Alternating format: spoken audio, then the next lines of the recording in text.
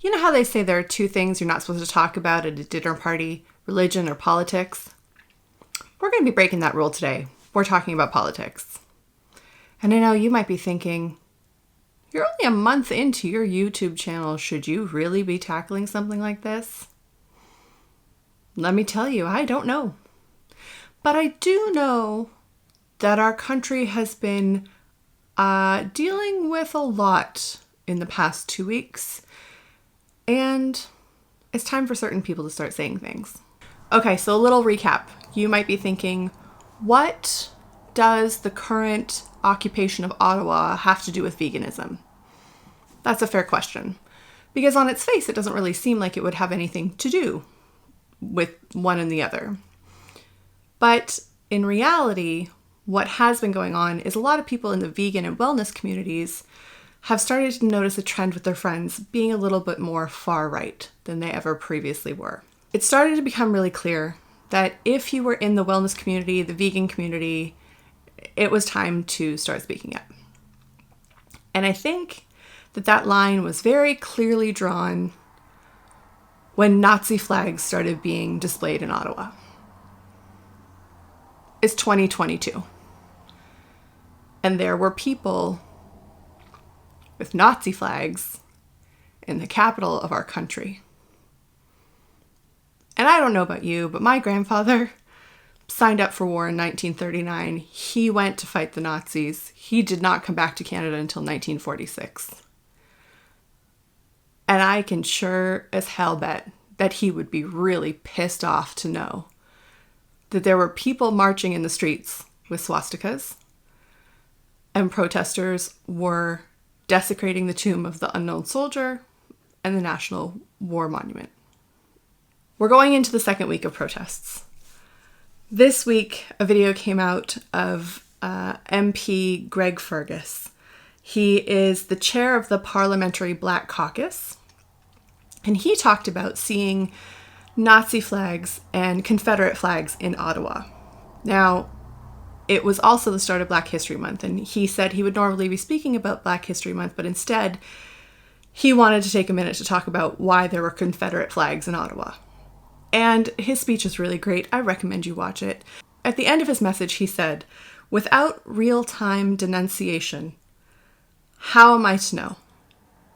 How is he to know which people in those streets truly believe in everything the Confederate flag stands for, and which people are just doing it out of ignorance?" The things that we saw in the last week and are continuing to see are vile. There were attacks on healthcare workers. There were attacks on the 2S LGBTQ plus community. A coffee shop with a rainbow flag got broken, their windows smashed. Another couple with a rainbow flag on their house, somebody defecated on their stairs.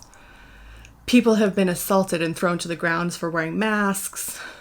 I mean, even today in Vancouver, with protests going on, healthcare workers were recommended to not wear their scrubs in public because they were worried that they were going to be attacked. The Terry Fox statue, Terry Fox, an icon of science in this country, was defaced. In addition to that, people were using ceremonial Indigenous practices in very disrespectful ways. The Federation of Sovereign Indigenous Nations came out and said, "It's a disgrace to see our culturally sacred items being used improperly without proper protocol in support of anti-vaccine protests."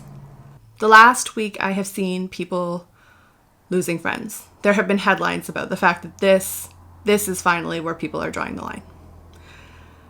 So that's why I decided to talk about it. It is not because I was trying to make this channel political, although I do think there's something about being vegan that's an inherently political action. I live in the valley outside of Vancouver. I live in a very conservative town. I grew up in this town. They call it the Bible Belt. And when I went to high school, I had a history teacher that I did not particularly like. But this history teacher on his wall had a giant Nazi flag. And I went to the administration and I asked them, please get him to take this down. This should not be on our classroom walls. It was the size of the entire wall of this classroom. At least that's how big it felt in my mind. And I had to sit under it every day in history class. They wouldn't make him take it down.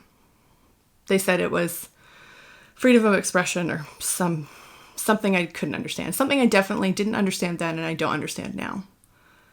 But I did understand they let it happen. They let it happen for the 5 years I was in that school. I've talked to people who saw it after I left that school. And it's not okay. It is never okay. There is a difference between freedom of speech and the tolerance of hatred. This isn't where we should be in 2022. I know a lot of people are saying that this convoy that has now morphed into protests, it's just about freedom. It's about mandates. It's about mask wearing. In all honesty, it's about a lot of things because the narrative keeps changing. But in reality, it was started by some very well-known Canadian white nationalists. Evan Balgord, the executive director of the Canadian Anti-Hate Network, this was his quote. "We're saying that this is a far-right convoy because from day one, the organizers themselves are part of the far-right movement. They have previously been involved in far-right movements and have made Islamophobic comments in the past." I will not share the things that they have said. I looked into some of the articles by Global and CTV. It is so hateful and so full of anti-Islamic rhetoric, anti-choice, anti-feminist.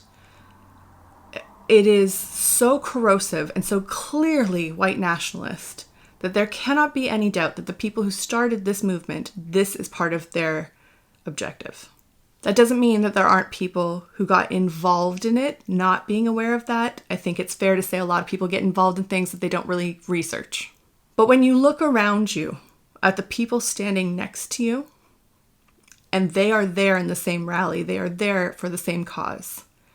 If you look to your left and right and you start seeing those people who have symbols of hate, who have an ulterior motive, who are wearing the clothes of white nationalists, you are on the wrong side and you need to leave.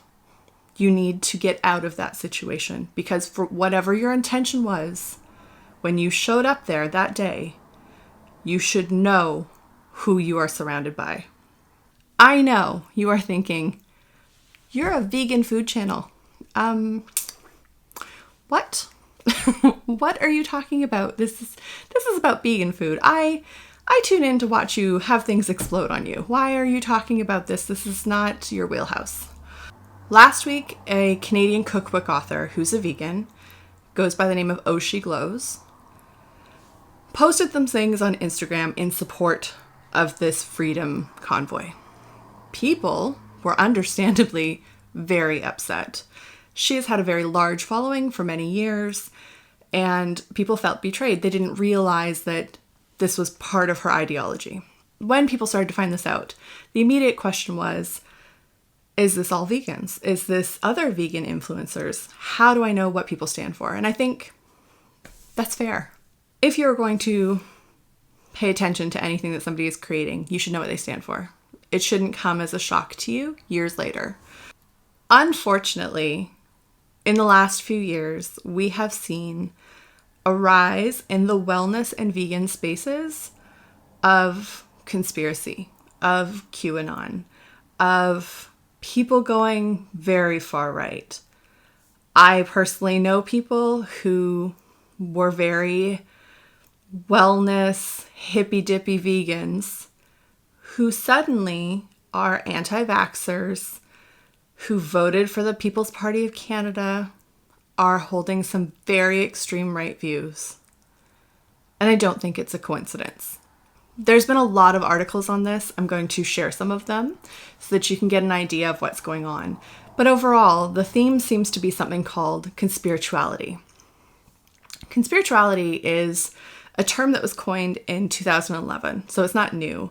But it basically is where spirituality and conspiracy theory join together. And I know people are thinking, well, that's not me. I know how to spot a conspiracy theory. I know where those people live on the internet. Their web pages are terrible. Everything looks really out of order. But here's the bad news. It doesn't really look like that anymore. there's something called pastel QAnon. It was a term coined by a writer for The Atlantic who wrote, "The women making conspiracy theories beautiful."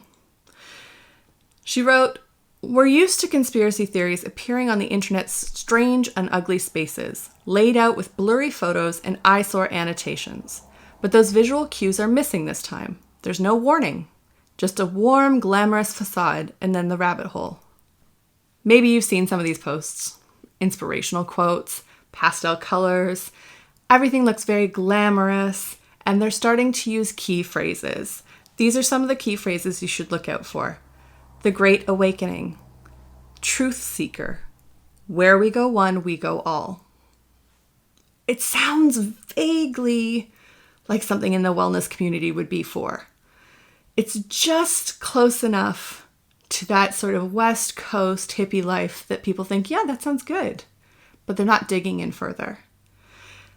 And because we follow people so closely on Instagram and we fall in love with their backstories and we're with them through their ups and downs and their mental health and everything else that's going on, we form an attachment to these people.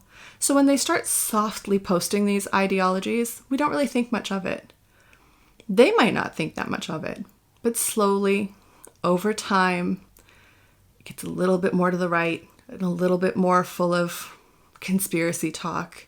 Last year, a report from the Center for Countering Digital Hate found that 147 top anti-vax social media accounts have gained at least 7.8 million new followers since 2019. Let that sink in. We are not talking small numbers. We are talking a lot of people in this community. I know personally that there are a lot of people in the wellness and vegan community that are also buying into these things. They're buying into the conversation around division. Well, can't we all just be friends? Why do we have to be so divisive? Another big part of conspirituality is cultural appropriation. There's a great article by Vox, "The Wellness World's Conspiracy Problem is Linked to Orientalism." They say the thing about the spiritual East, or the Orient, is that there's a history of Westerners cherry-picking customs, traditions, and practices to serve their needs, that they can tie to a particular political agenda. This is by Shrina Gandhi, an assistant professor of religion at Michigan State University, who researches yoga and the history of appropriation. There are multiple aspects of Orientalism at play here. There's the romantic approach to Eastern wellness and alternative therapies, and its hysterical counterpart, which is fearful or distrustful of traditional beliefs. It's not only wellness and yoga practitioners who believe in this ideology. It's more than just yoga classes. QAnon is an explicitly political conspiracy rooted in white supremacy. We need to recognize that there are certain non-Western medicine practices that are great. Ayurvedic medicine, acupuncture, a lot of Chinese herbalists. There are some really great alternative therapies. I am someone who takes all kinds of vitamins. I take B, D, this green pills. I drink a green juice. You know, I'm okay with those things. But I'm vaccinated. I am triple vaccinated. I wear a mask. I believe in science. I don't think it's that controversial to say that I believe in science, but apparently it's a little controversial. I believe in nutrition. I believe in some, power of positive thinking. I'm a little woo-woo. There's a great podcast by Derek Barris called Conspirituality. He's done episodes specifically on Canada. I would recommend that you take a listen to it if you're interested in this topic. One of his quotes when he was talking to NPR was, "What happened was you had a group of people who are predominantly white, predominantly privileged in America, that can afford all the trappings of the wellness industry, which is, predominantly expensive. And they were being told they can't do something for the first time in their lives. So the general instinct among them was to rebel against any perceived authority. People in these communities, they're not reading or listening to NPR. They're not turning to credible news sources. They scroll through their social media all day, and that's why a screenshot of a headline often serves as a replacement for news for them. They don't have to read the article. They can read 10 words and then think they know what they're talking about." People come to the wellness and vegan communities most often because something has happened in their lives. They are looking for an alternative. They are trying to gain health. They may be rejected by the traditional medical system in North America or Europe, and they're looking for a way to get better. I get that. I completely understand. Timothy Caulfield, a professor of health law and science policy at the University of Alberta, told Teen Vogue, "Years of tolerating magical thinking promoted by the wellness industry have made conspirituality easy for people in these communities to latch onto. The tolerance of pseudoscience and tolerance of unproven therapies was the phenomenon that got us to where we are. That idea of being anti-vax or being suspicious of conventional sources of science is part of the wellness ideology. The toleration of magical thinking has real consequences. So while you might have liked yoga and organic food before, seeing others like you who like those things and are anti-vax, anti-mask, and believe the pandemic is a scam will make you more likely to adopt those tenets of the identity as well." I think this is a really scary time, and I think people deserve some honesty about who they're tuning into. So let me tell you a little bit about myself, how I got here, why I'm a vegan, why all of this scares me so much. I was diagnosed in 2005 with PCOS and insulin resistance. It is something that I have tried hard and battled for many years. It is something that very nearly killed me because I was undiagnosed. I went undiagnosed for a long period of time because I was 23. I saw 11 different clinic doctors and none of them caught it, despite me saying that I wasn't feeling well repeatedly and having symptoms repeatedly. Nobody caught it. So I can understand why people choose to look at nutrition and wellness ideas as a form of health. I do believe it is a valid, huge component to health. I went vegan because I was finding that my restricted diet wasn't enough. I wasn't able to tolerate animal proteins or dairy. I was having issues with certain fats. I wasn't feeling well. And when I went vegan, it worked for me. I've never felt healthier inside since going vegan. I've never been more regular since going vegan. It has been great, life-changing experience for me. For me. Now, I love being vegan and I will tell everybody around me that it's great. If it's for you. But I also know that being vegan isn't for everyone. I have friends who have bean allergies and soy allergies and sesame allergies and nut allergies, people who are type 1 diabetic. It's not going to be super convincing for them to go vegan.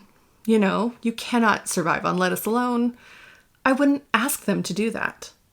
I love being vegan. It works for my health. But I also recognize I'm in a very privileged position. I can afford to do this. Not everyone has that luxury. Not everyone has the ability to have fresh groceries near them, fresh produce near them. Not everyone has a stable job. Not everyone lives in a city that has access to these kinds of things. So I am highly, highly privileged, and I get that. Yes, there is the argument that rice and beans are cheap, but we need to be realistic. Not everyone is going to be vegan. Not everyone is going to be plant-based. When it comes to wellness, and we talk about the wellness community, I think it's a very coded word.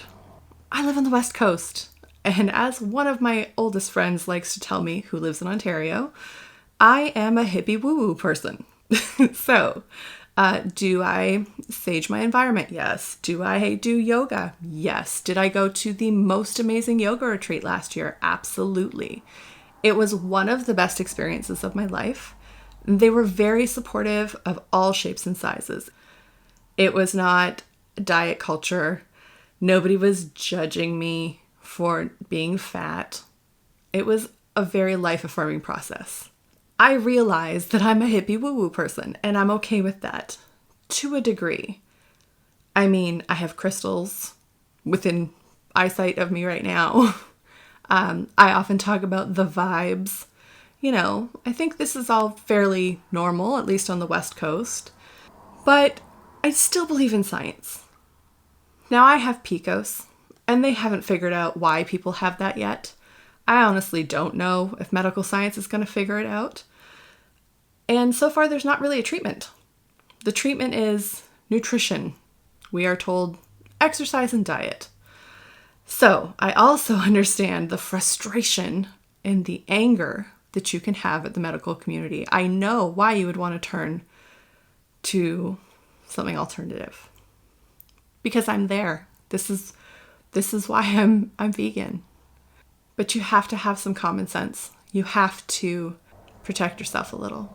There are some theories that I've seen of people who exist on nothing but oranges. There are some people that have really specific ideas about your toxins and other stuff.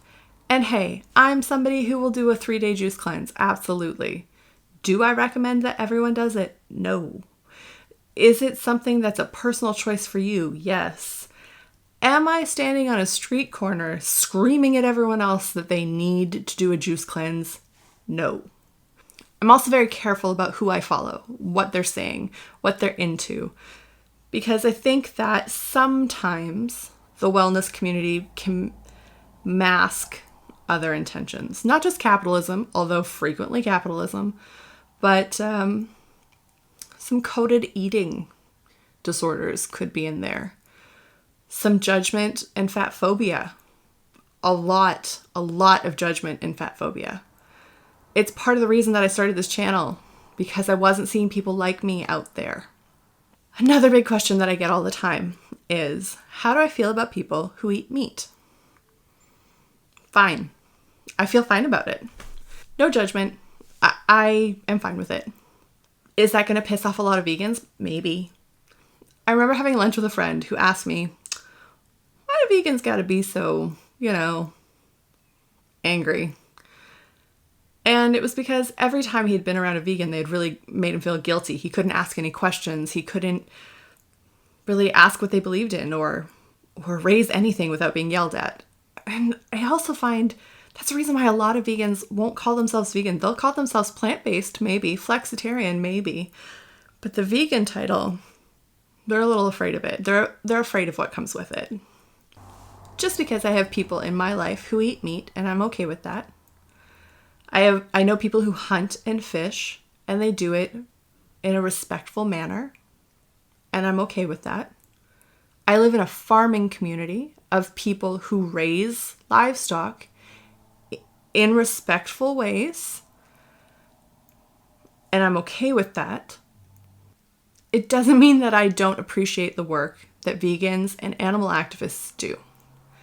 I think it's very important that there are people out there who are so stringent and so willing to go for the cause that they will make those documentaries. They will go to those factory farms. They will hold people accountable. They will change laws.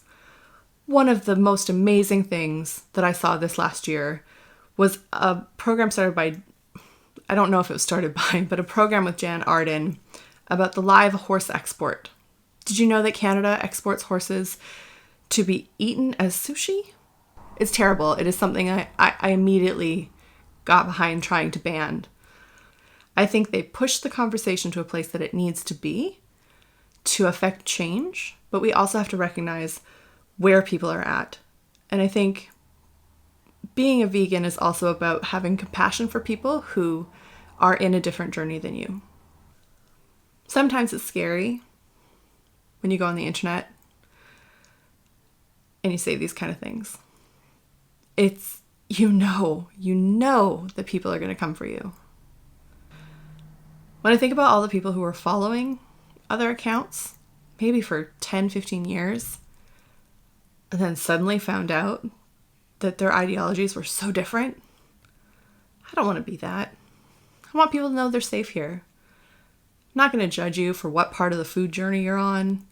I don't care what size you are. I don't care what your background is. As long as we're all here to be good to one another, that's the most important part. I don't know how we got here, guys. I hope this cleared up a little bit about who I am, what I stand for. If you have any questions, please let me know. Next week we'll get back to videos with food exploding on me, I'm sure. And I hope you stick around for it. I hope you like and subscribe and share this with your friends. But I just thought I'd take a moment to sit down and really talk about who I am, what I stand for. I thought it was time.